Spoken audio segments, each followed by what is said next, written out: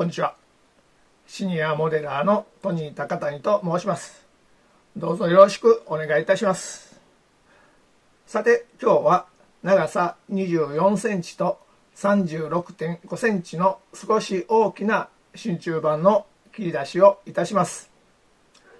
今回用意する工具はこちらです。金属工作用の糸のこです。木工用ではなく、必ず金属工作用を使用してください。これは私が50年以上前に行きつけの模型店で買ったものです。これしか売っていなかったので、買ってから10年くらいはこのタイプしか知りませんでした。どういうことかと言いますと、こちらの糸のこの刃から、フレームの下まで、この間を懐とか深さとかいうのですけれど、私のもので、85ミリです。このような125ミリとかもあります。さらに250ミリとかいうのもあるようです。私のもので12、3センチまでしか切り込むことができないのですが、125ミリだと16センチから17センチ切り込むことができるようです。それでこれよりももっと深く切り込めるものが欲しいなと思ったこともありました。けれども当時どこで売っているか分かりませんでしたし、なんとかこれ一本で作業をこなしていたこともあって、結局今まで懐の深いタイプは買わずじまいになっています。糸のこにはこちらにネジがついているタイプとついていないタイプがあります。私自身どちらがいいのか分かりませんが、こんな感じで縮めますと折れた刃でも使えます。ただ折れた刃はさらに折れやすいので、私はほとんど使っていません。使うとしましたら、先ほど述べましたように12センチとか限界まで切り込んだ時に、もう少しだけ切り込みたいなと思った時に、使用します。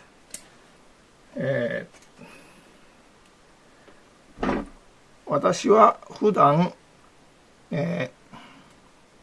このネジのフレームよりに、刃をセットしますが、限界よりも少しだけ切り込みたいときに、このネジの外側に刃をセットするときに、少しだけ、この、ネジを、伸ばして使います。次に糸のこの刃についてですが、こちらも必ず金属工作用を買ってください。ご覧のようにとても細いです。厚さは 0.3 ミリから 0.4 ミリくらい。高さといいますか、幅というんですか、それも 0.6 ミリくらいです。ですので折れやすいです。もっとも慣れればそんなに折ることもありません。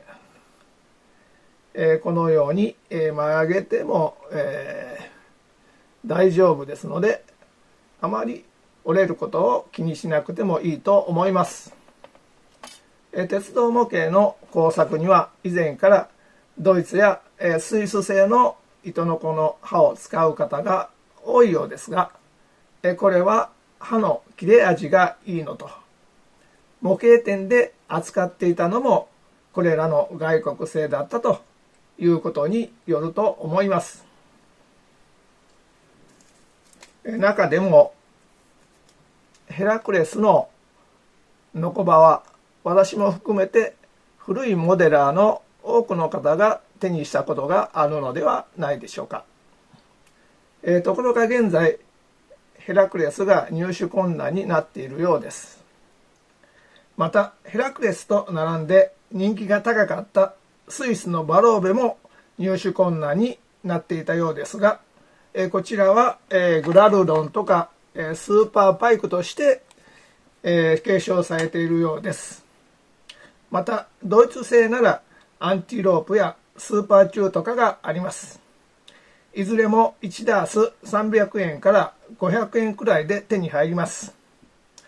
刃にも種類がありまして、太さや目の細かさによって8/0から8まであります。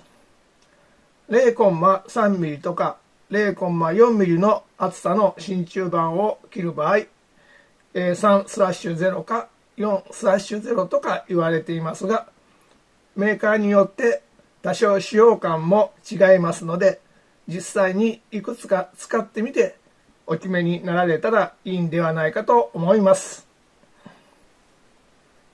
それでこの後実際に真鍮板を切り出すところをご覧いただきますが、その前に糸のこのフレームに刃を取り付けるところを見ていただきます。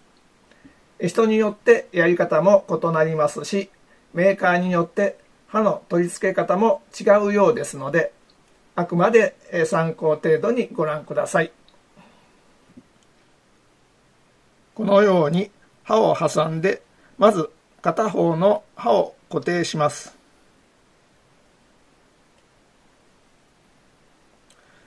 もう一方の端をこのように挟み込みながら、持ち手をお腹に当てて、左手でフレームをお腹の方向に押しながら、右手で挟まっている部分のネジを締めていきます。適度に刃が張っていれば OK です。ピンと張りすぎていても刃が折れる原因になります。このあたりは何回か使ってみてコツをつかんでください。それではこちらをご覧ください。今からこちらの真鍮板を切り出していきます。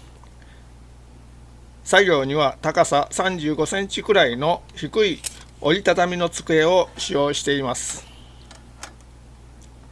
真鍮板は長さ 24.3 センチあります。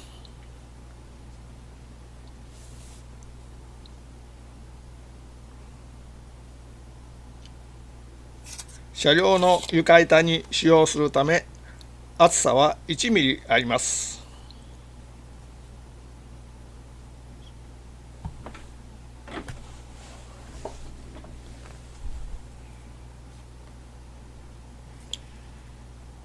今回はヘラクレスの1番を使って切っていきます。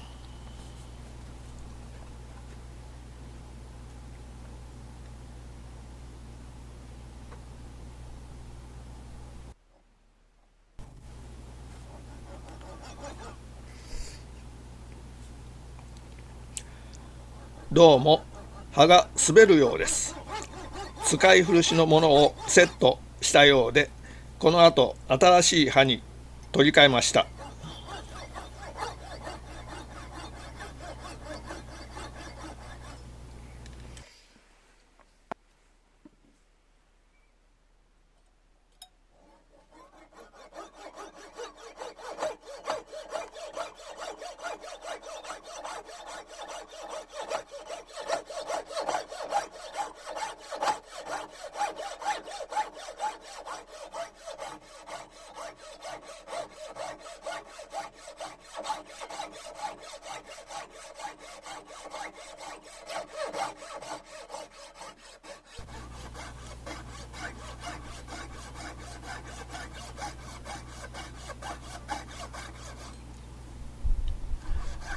切りくずは手で払っていますが、カメラ用のブロワーを使うのも良いかと思います。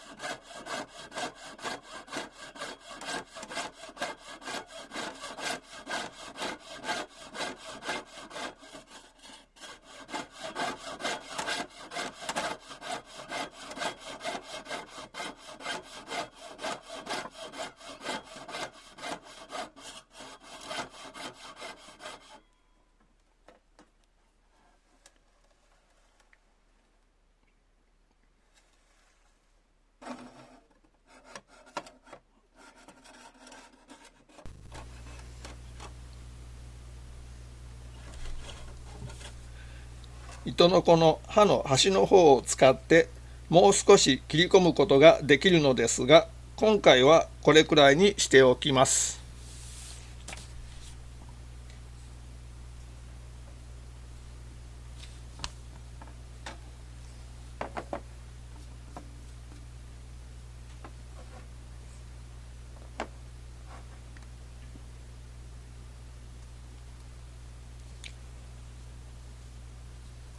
今度は反対側から切り進めます。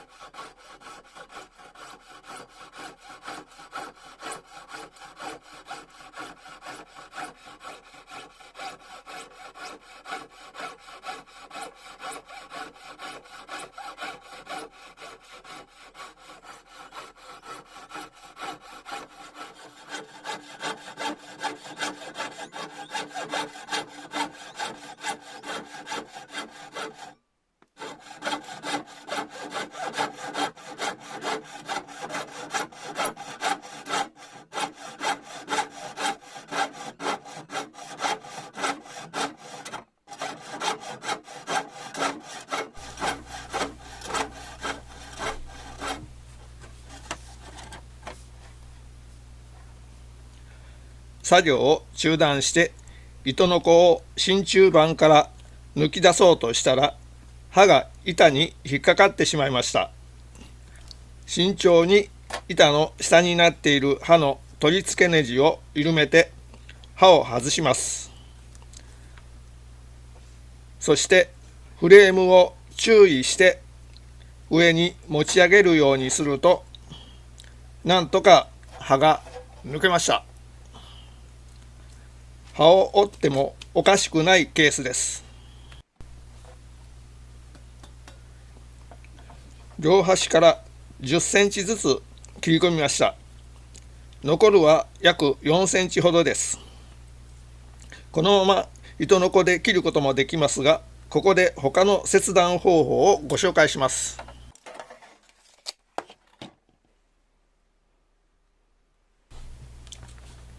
こちらは P カッターです。もともと P カッターはアクリル板やプラ板を切り出すのに使う道具と思われていますが、真鍮板のような金属にも使えます。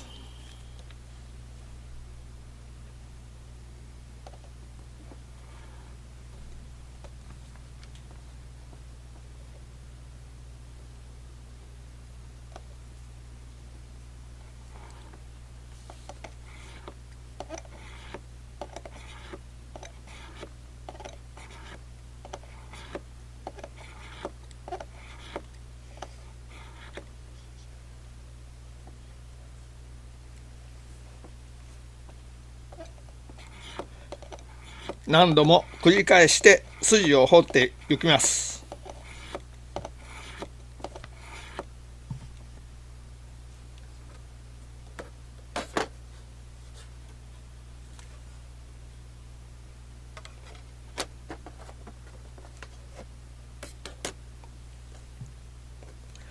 ひっくり返して裏側からも同じように筋を彫ります。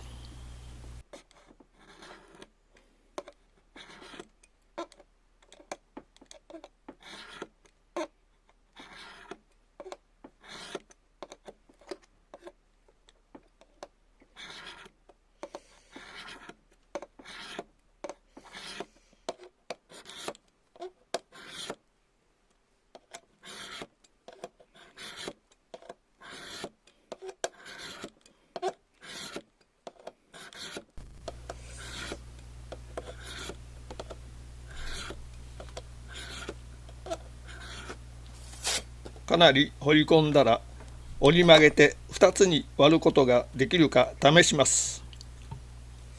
もう少し掘る必要があるようです。0コンマ3ミリとか0コンマ4ミリの薄い真鍮板では無理に折り曲げて2つに割ろうとすると切り口のあたりが波打ったりして変形することがありますので、慎重に作業を行ってください。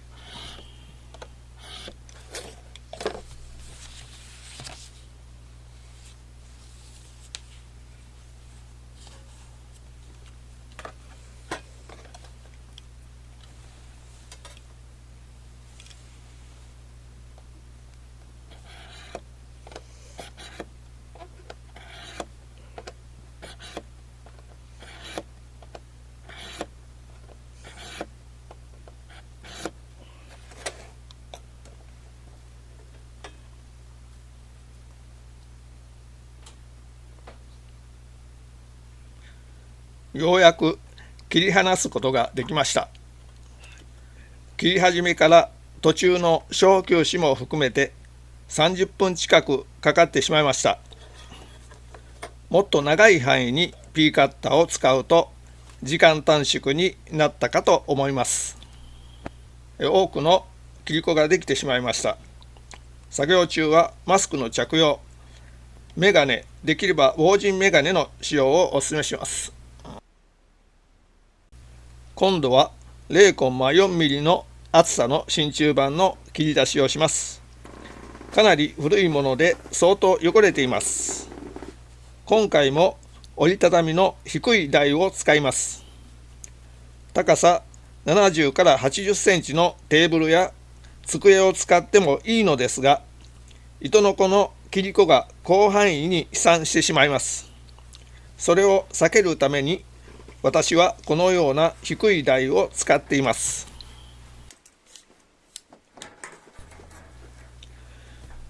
長さが 36.5 センチあります。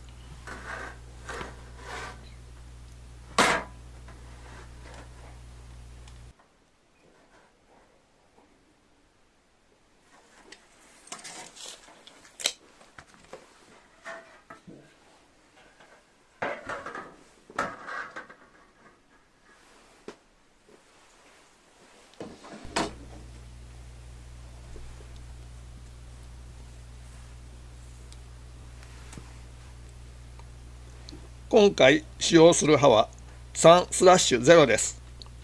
V と印刷されていますので、おそらくバローベだと思われます。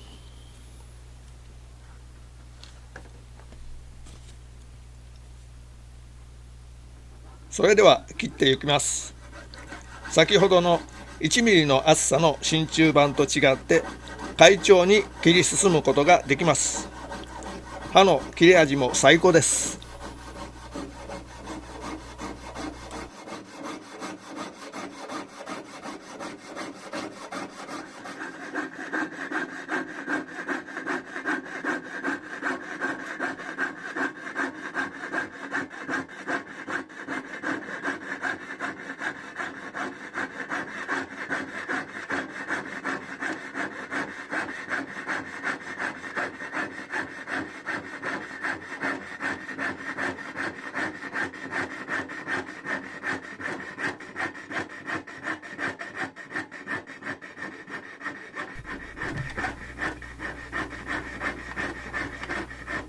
私の糸のこのほぼ限界まで来ました。今度は反対側から切り込んでいます。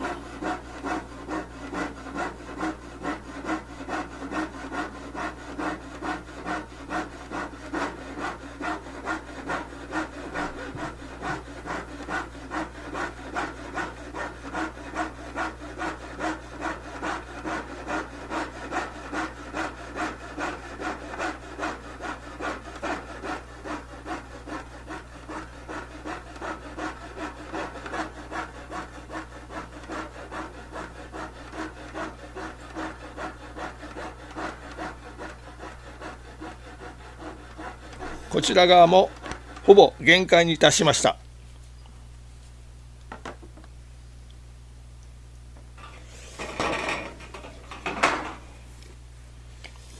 あと12センチほどです。全体の3分の1がまだ残っています。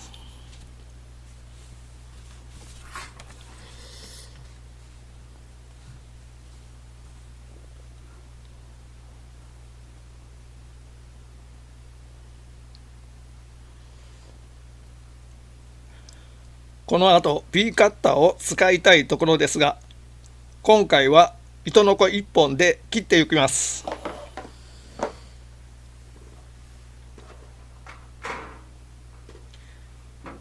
今切り離した真鍮板の片方を持ち上げて、隙間に糸のこのフレームと刃を入れます。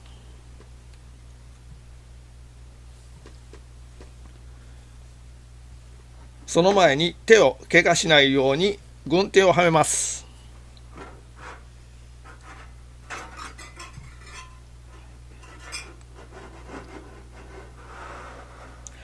糸のこは真鍮板に対して垂直ではなく、やや斜めにして切り進みます。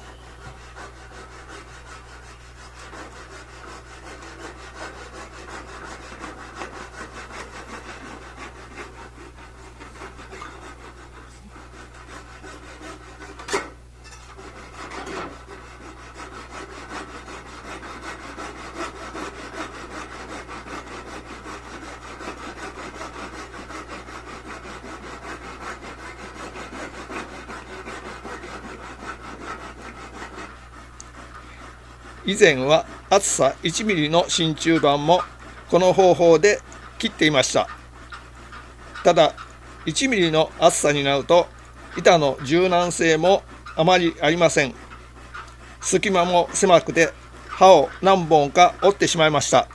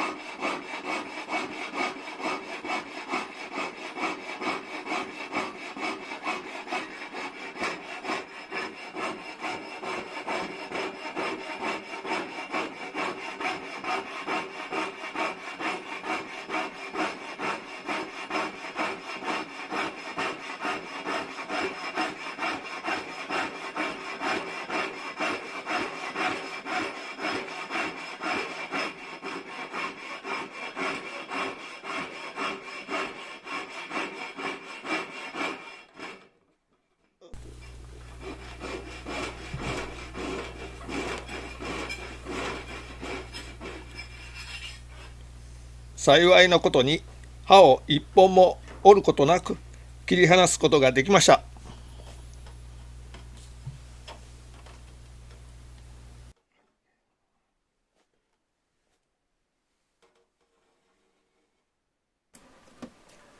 はい、いかがだったでしょうか。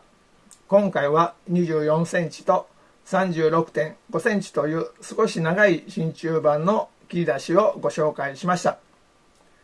真鍮板の切り出しは手動も含めて機械を使用すれば簡単ですが、値段も高いため、私のように趣味として細々と作業している者にとっては1両あたりのコストも高いものとなってしまいます。それに機械を置く場所もありません。そのため今回の動画ではご紹介していません。その点ご了承お願いいたします。次回は糸のこを使って窓やドアの切り抜きの説明をする予定です。今回もご覧いただきありがとうございました。